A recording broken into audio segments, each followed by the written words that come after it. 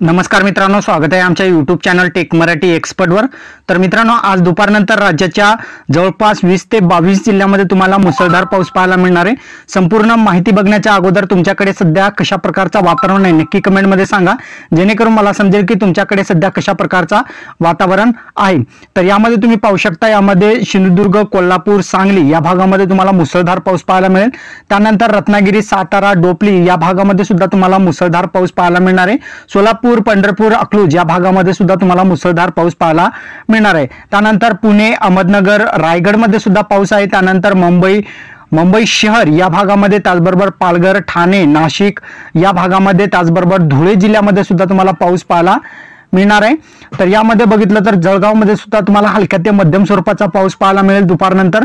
त्यानंतर सिल्लोड, चिखली, लोणार, वाशिम, हिंगोली, परभणी यामध्ये सुद्धा तुम्हाला पाऊस पाहायला मिळेल। नांदेड जिल्ह्यामध्ये मात्र तुम्हाला एक हलक्या स्वरूपाचा पाऊस पाहायला मिळेल, मात्र हिंगोली आणि परभणी या दोन जिल्ह्यांमध्ये मात्र तुम्हाला मुसळधार पाऊस पाहायला मिळेल। त्यानंतर जिंतूरमध्ये सुद्धा पाऊस आहे। त्यानंतर वाशिम, अकोला, करंजा यानंतर अमरावतीच्या काही भागामध्ये तुम्हाला मुसळधार पाऊस पाहायला मिळेल।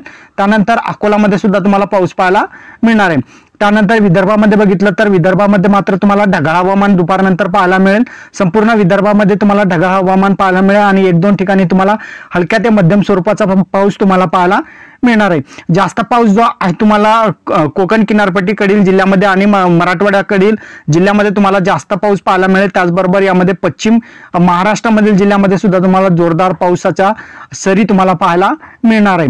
तर अशा प्रकारचा आजचा आपला दुपारनंतरचा हवामान अंदाज होता। अंदाज कसा वाटला नक्की सांगा आणि चॅनलवर नवीन असाल चॅनलला सबस्क्राईब करा, साईडच्या नोटिफिकेशन बेलला प्रेस करा।